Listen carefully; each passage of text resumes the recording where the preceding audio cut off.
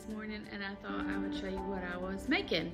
So first of all, if you do not have an air fryer, you need to go buy one. Those things are awesome and I use it all the time.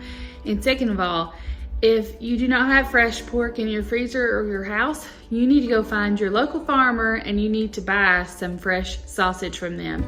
It is a game changer. I really never ate sausage a whole lot until we raised our own pig, and I eat it all the time now. As you can see, that's what I'm making this morning in my air fryer, and it turns out perfect. It's so crisp and it's so good, and you need to get some.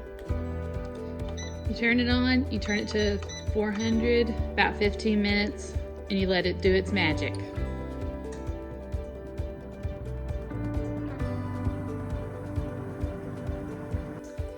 While the sausage cooks, I'm going to make me a round of butter, and I'm going to use the buttermilk from the butter that I make to make some biscuits. So I know y'all watched me make biscuits a while back and you've watched me make butter too, but I've learned a few new little tricks that I'm going to share with you, okay? So trick number one is to let your cream get warm. I know that sounds gross and disgusting kind of, but that is tip number one, is to set your cream out in room temperature and just kind of let it get warm for like a couple of hours. Then you just pour it in. If you'll notice how thick that is, that's not like regular milk. So I pulled off all the cream and the rest of the milk is still in the refrigerator. You'll notice I literally just turned it on and it's already kind of frothy. So that's different than last time because it's warm.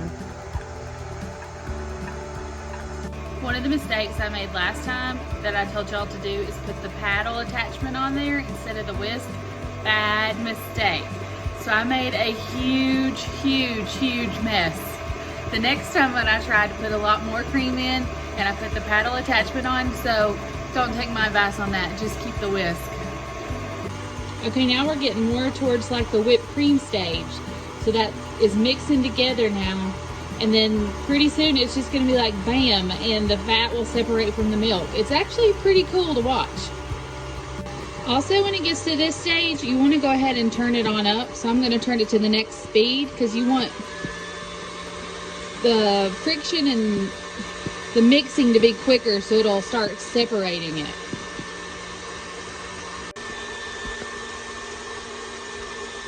You're gonna start seeing the milk come out now. And it gets more sloshy and it'll start splattering everywhere.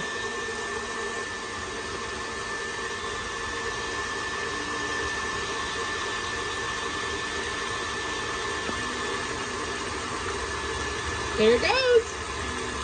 See the sloshing? So once it starts that sloshing, it has separated.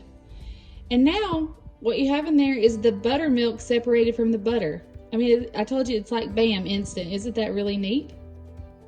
So then I get a piece of cheesecloth and I kind of secure it with, like, I have a big hair rubber band, and I secure it with over a bowl so that all the butter can stay on the top and all the buttermilk will go down into the bottom. So you just take all of this yummy goodness, start straining it into the bowl. And then what'll be left on top is just all the butter. Is that not amazing?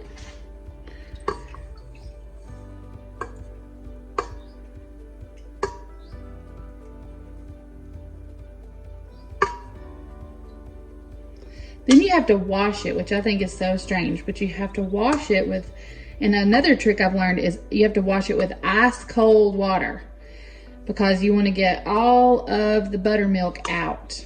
Because if you don't get the buttermilk out, I've found out, it will make it get rancid really over time.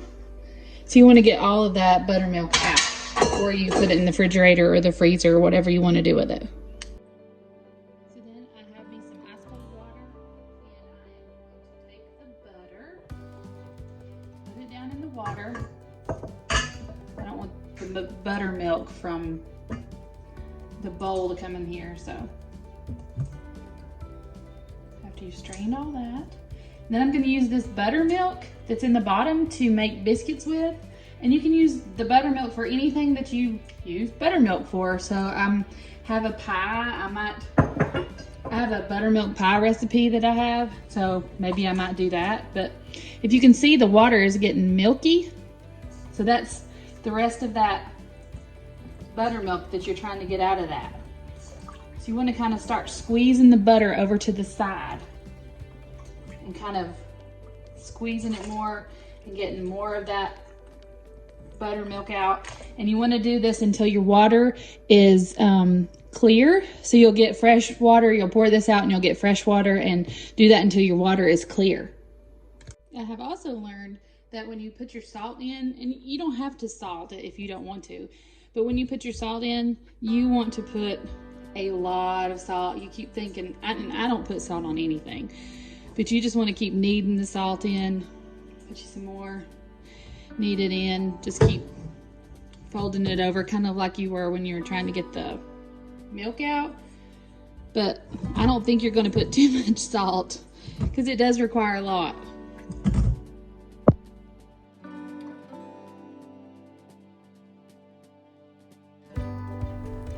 Thanks for watching. Don't forget to subscribe to my channel and give me a thumbs up. I hope you enjoyed the video.